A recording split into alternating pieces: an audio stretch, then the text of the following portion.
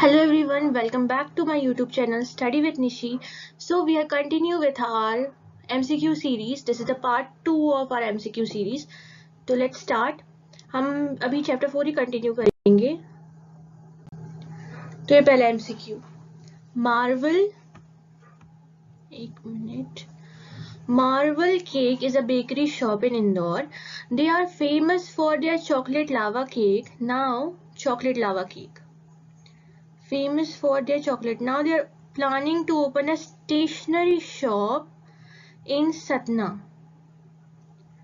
Stationery shop in Satna. What type of diversification they are performing? देखिए पहले वो chocolate लावा cake business में है. चॉकलेट लावा केक उनका फेमस है. अब वो स्टेशनरी शॉप खोल रहे हैं.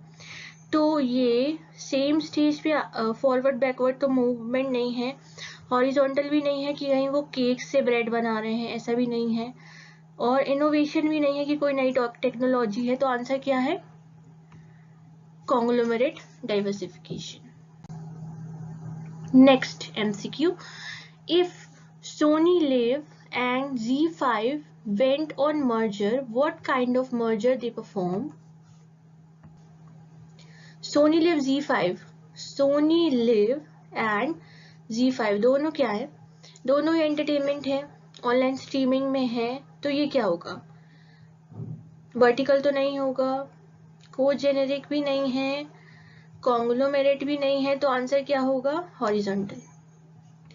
सेम बिजनेस में है दोनों, एंटरटेनमेंट बिजनेस में है, ऑनलाइन स्ट्रीमिंग करते हैं. अगर दोनों का मर्जर होता है तो क्या हो जाएगा? हॉरिजॉन्टल मर्जर हो जाएगा. Now Nidhi. Next MCQ. Nidhi and Company is a business manufacturing in wooden manufacturing business में है. For now they are purchasing 50. अच्छा, वो खरीदारी कर रहे हैं 50 acres of commercial timber tract. Timber tract मतलब जहाँ पे टिम्बर्स के जो पेड़ है वो लगे रहते हैं और उसका मतलब बड़े एरिया में लगे रहते हैं, उसको टिम्बर ट्रैक्ट कहते हैं. ताकि उन्हें जो वुड होता है टिम्बर से, वो टिम्बर के लैंड ओनर से परचेज ना करना पड़े. ऑल्सो अब ये तो है, ये वो कर रहे हैं और करने वाले हैं tie up with Shilpa limited which are in a business of selling premium coffee.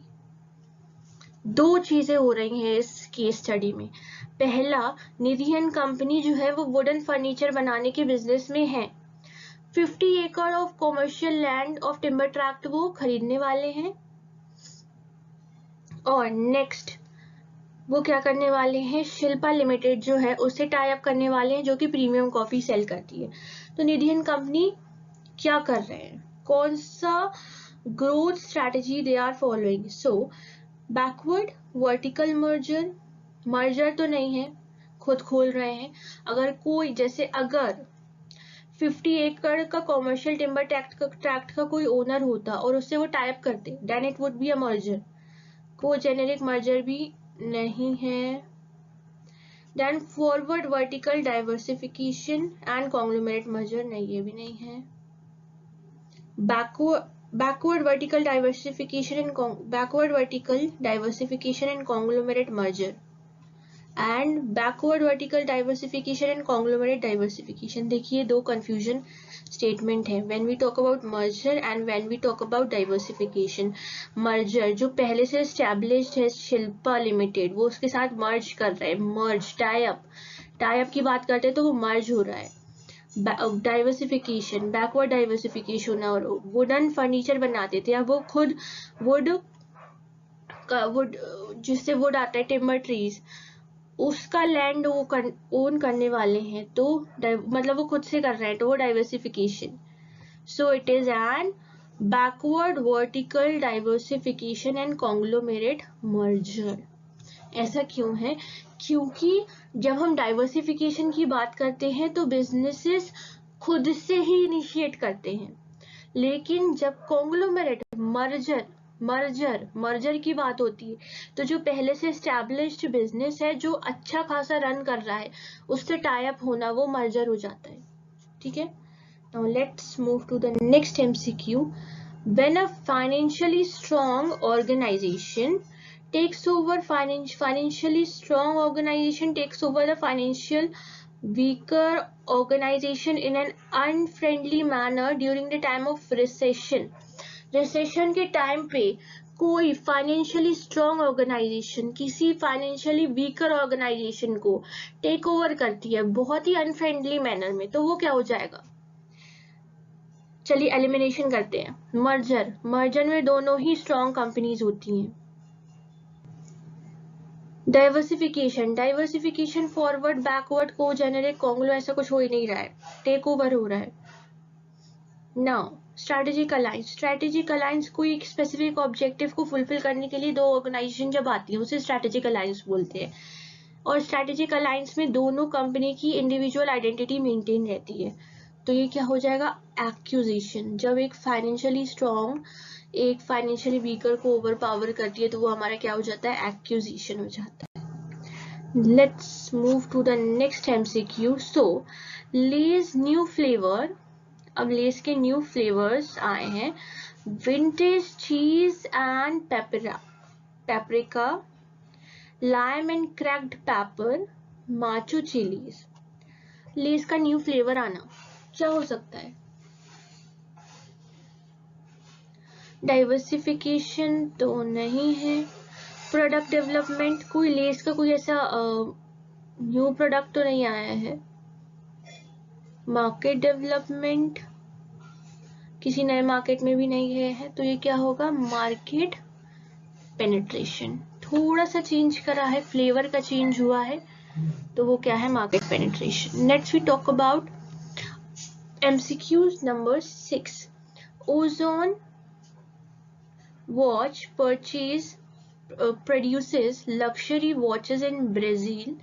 They are also in Italy, UK. They are अब ये डेवलप कैसे हो रहा है? ओजोन लेयर कहाँ लग्जरी वॉच प्रोड्यूस करता था? ब्राजील में. अब वो इटली में भी है, यूके में भी है, तो उनका क्या हो रहा है?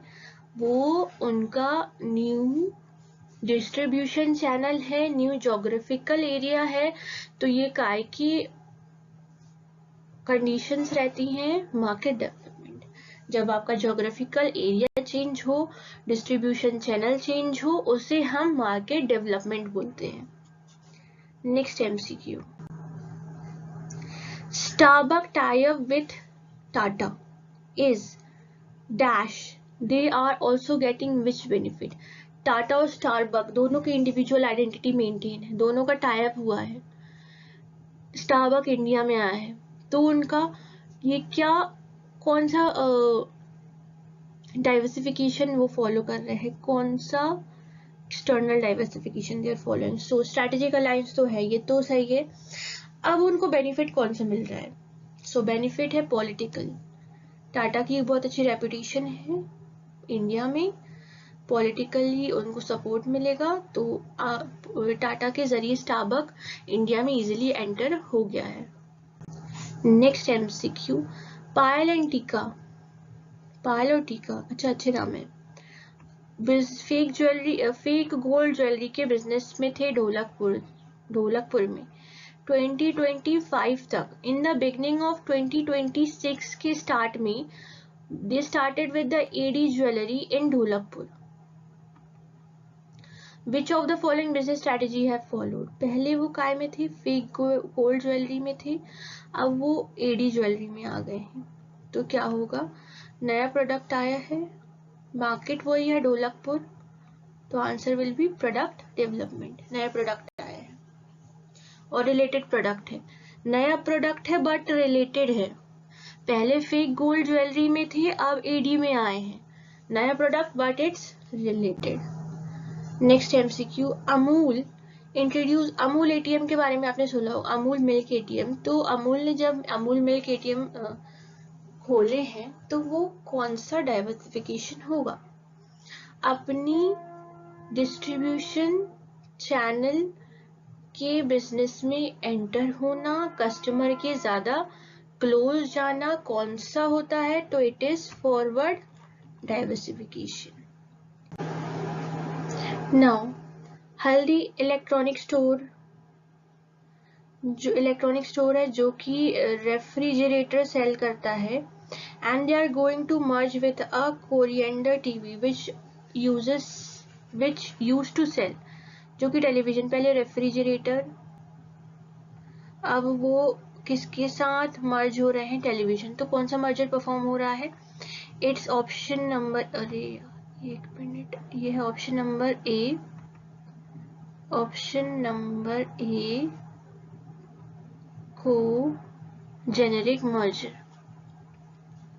वाइट कोड, दोनों वाइट कोड इंडस्ट्री में है, तो ये क्या हो गया, को generic merger. Thank you so much.